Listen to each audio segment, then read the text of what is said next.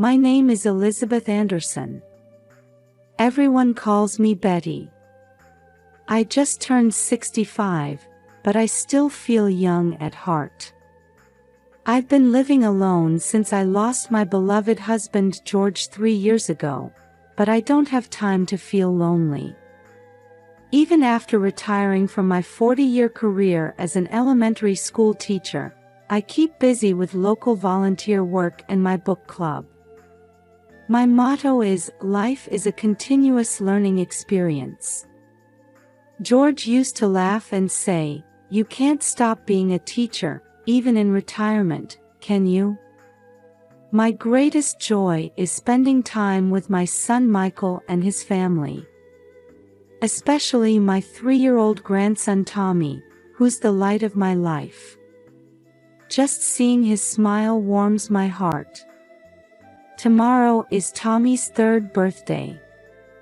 I'm so excited already. Michael and Sarah seem to be busy with work, but we're planning to celebrate together over a video call. Yesterday, I went shopping for presents. I bought a dinosaur picture book and a cute dinosaur stuffed animal, both of which Tommy loves. I'm already imagining how happy he'll be, and it fills me with joy. The morning sunlight streaming through the window woke me up. I glanced at the clock. It was only 6 a.m. But today is Tommy's 3rd birthday, and I'm too excited to sleep any longer. I got out of bed and made some coffee first thing.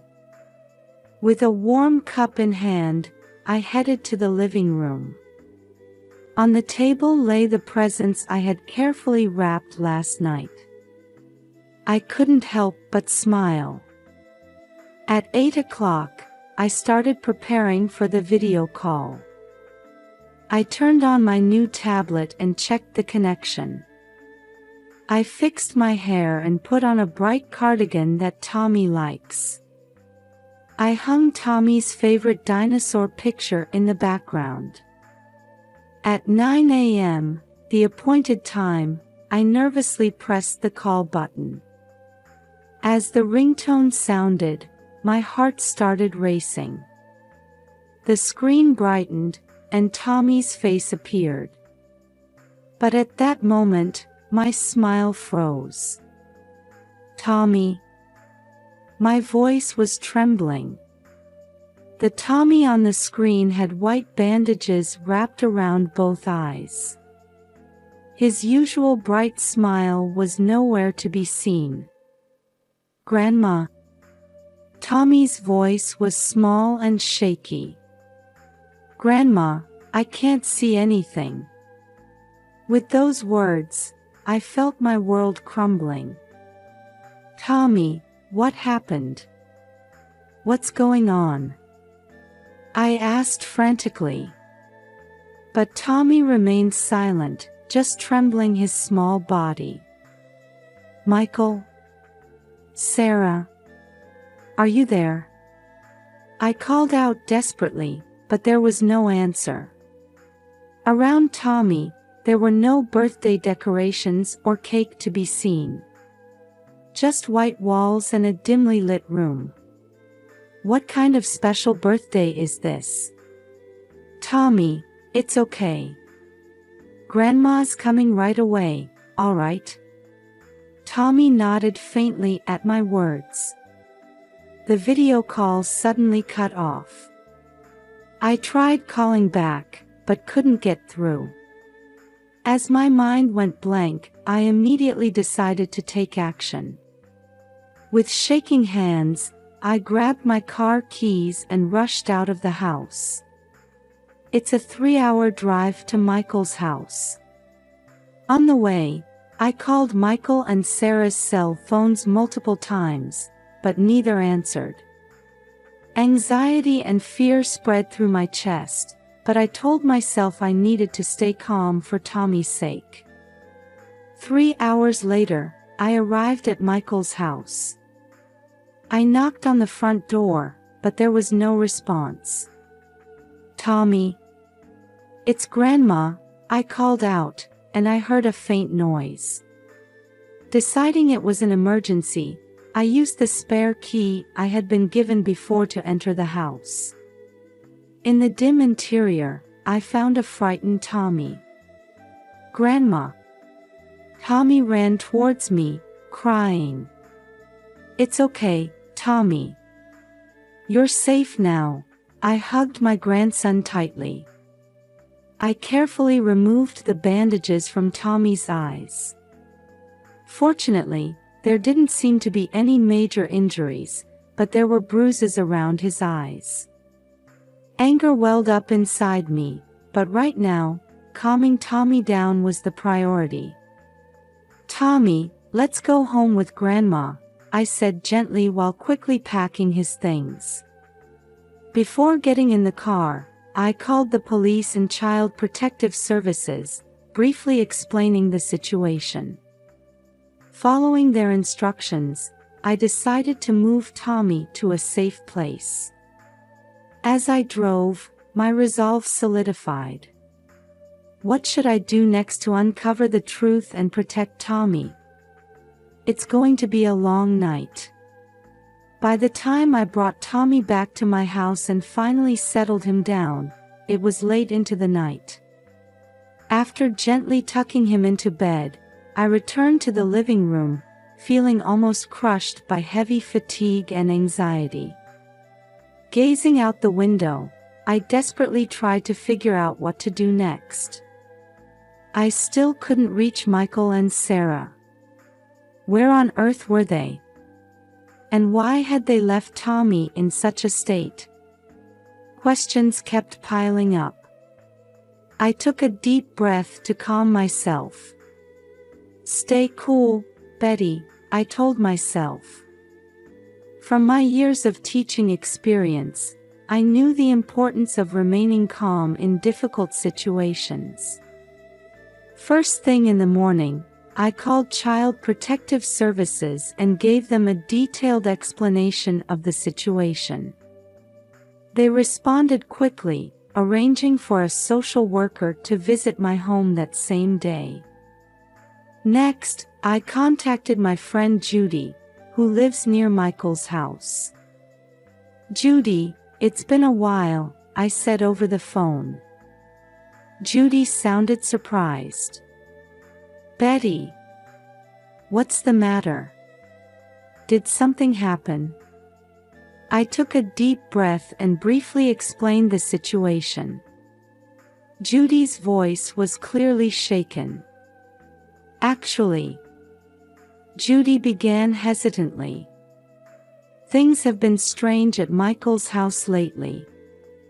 There's been crying at night, and the curtains are always closed, even during the day." This information amplified my anxiety. After that, I started gathering bits of information from other neighbors. Recent observations of Michael and Sarah, the frequency of their outings with Tommy, noises at night, each piece was like a small part forming an ominous bigger picture. After the social worker's visit, I steeled my resolve. To uncover the truth and protect Tommy, I needed to investigate more thoroughly. The next day, I visited Tommy's preschool. The principal, Mrs. Johnson, seemed surprised by my visit. "Mrs. Anderson," the principal said, "is this about Tommy? He's been absent for 2 weeks. His parents said he had a cold, but..." A cold? Michael hadn't mentioned anything about that. As I inquired further, I learned that Tommy's behavior had been gradually changing. Once an active child, he had become increasingly introverted, and sometimes had unexplained bruises. Next, I visited Tommy's pediatrician.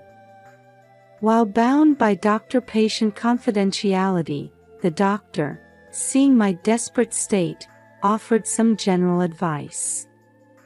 Recently, We've been particularly vigilant about not missing signs of abuse, the doctor said carefully. Especially unexplained injuries or sudden changes in a child's behavior are cause for concern. These words made my heart clench. As I continued my investigation, I discovered that Michael and Sarah were also having financial problems. There were signs of increasing monetary stress, such as Michael's unstable position at his company and Sarah recently quitting her job. Carol, Sarah's friend who works as a cashier at the local supermarket, also shared some concerning information. Sarah, you know, she's been acting strange lately, Carol said worriedly. She used to be so cheerful, but suddenly she became gloomy. And she stopped bringing Tommy along. But the most shocking information came from Michael's colleague at work. Actually, the colleague began hesitantly. I've seen Michael drinking alcohol during work hours recently. And one day, he accidentally showed someone a photo of his wife with bruises on her arm. The moment I heard this information, I felt something crumble inside me. The reality I didn't want to imagine was slowly being revealed. Back at home, organizing the information I had gathered, I couldn't hold back my tears. To think that my beloved son and daughter-in-law had fallen into such a situation. And above all, that innocent Tommy had become a victim. But now is not the time to be swept away by emotions. There's still more I need to do to protect Tommy and save my family. Gather evidence, report to the appropriate agencies, and confront Michael and Sarah. Looking out the window, I renewed my determination. I intend to do everything in my power to overcome this ordeal and rebuild our family. Faced with the mountain of information I had collected, I let out a deep sigh. Scattered across the table were notes, photographs, and copies of medical records. The reality these pieces of evidence pointed to was far beyond my imagination. How did it come to this? I muttered, reviewing the documents again. Records of Tommy's injuries, testimonies of Michael's drinking, statements from friends suggesting Sarah's depression. All the pieces were pointing to a painful truth. I decided that to handle this situation properly, I needed expert advice.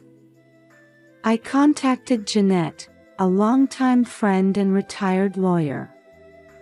"Betty, this is serious," Jeanette said as she looked through the documents. "There's a high possibility of child abuse. Legally speaking." As I listened to her explanation, I took notes frantically. Child Protective Services, temporary custody orders, and potential criminal charges. These words were becoming frighteningly real. "But first, you should confront them," Jeanette gently added. "There's still a chance to repair the family bonds." Her words gave me a glimmer of hope. The next day, unexpected information came in. A phone call from my old friend John. "Betty, I heard Michael and Sarah are coming back on a cruise ship the day after tomorrow morning."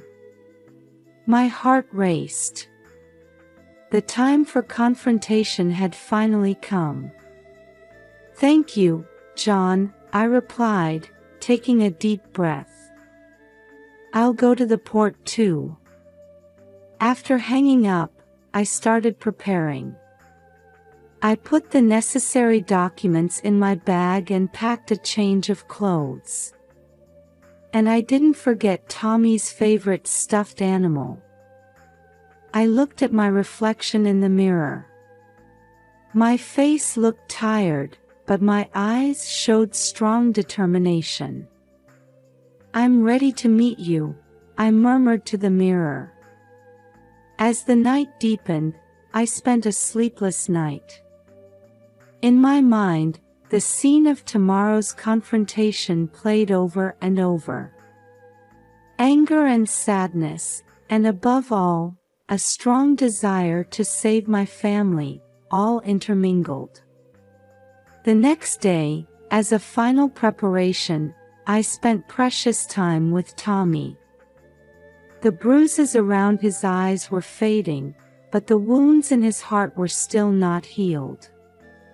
"Tommy, let's go meet Daddy and Mommy with Grandma, okay?" I spoke gently. Tommy looked anxious but nodded slightly. "Are Daddy and Mommy angry?" Tommy's small voice made my heart ache. "It's all right, Tommy. Grandma's here with you." I hugged him tightly. Imagining the journey to the port, I kept reminding myself, stay calm, but firm.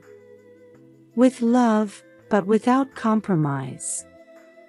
The weight of the documents in my bag tells the gravity of this situation. But even heavier is the importance of this confrontation that could determine the future of our family. Tomorrow morning, we'll head to the port. There, we'll face the truth that has been hidden for so long.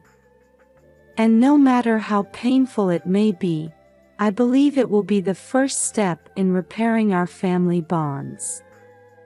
All right, everything's ready. I took a deep breath and closed my eyes, preparing for tomorrow. Passengers are disembarking one after another from the cruise ship that has arrived at the port. My eyes are desperately searching for Michael and Sarah. Holding Tommy's small hand tightly, my heart is pounding fiercely. And then, finally, I saw them. "Michael! Sarah!" I called out loudly. The moment they turned around, I could see their expressions freeze. As soon as they saw Tommy, the color drained from their faces. "Mom?" Michael's voice cracked. "Why are you here with Tommy?" Sarah was at a loss for words, just standing there with her mouth open. "Grandma, I'm scared," Tommy trembled, clutching the hem of my dress. People around us started to notice our situation, looking on with interest. The tension was palpable in the air. "You're going to explain everything," I said quietly, but in a strong tone. Michael looked around and said anxiously, "Not here. Too many people watching." "Then where should we talk?" I pressed, not backing down. At that moment, several police officers appeared in a corner of the port. They must have been dispatched in response to the Child Services report. Michael and Sarah's faces turned pale. As they tried to run away, I grabbed their arms firmly and said, "You can't run anymore. It's time to tell the truth." The police intervened and guided all of us to a quiet room. There, the shocking truth was revealed. Michael let out a deep sigh and began to speak. "Mom, we couldn't take it anymore." Sarah continued, crying, "The stress from work, the debts, and... Does that give you the right to abuse Tommy?" My voice was shaking with anger. Michael covered his face and said with a choked voice, "At first, it was just scolding. But gradually, it escalated. One day, I impulsively. Michael's voice broke off. I pushed Tommy hard, he fell and hit his eye. I was overwhelmed by a complex mix of emotions, anger, sadness, and love for my grandson.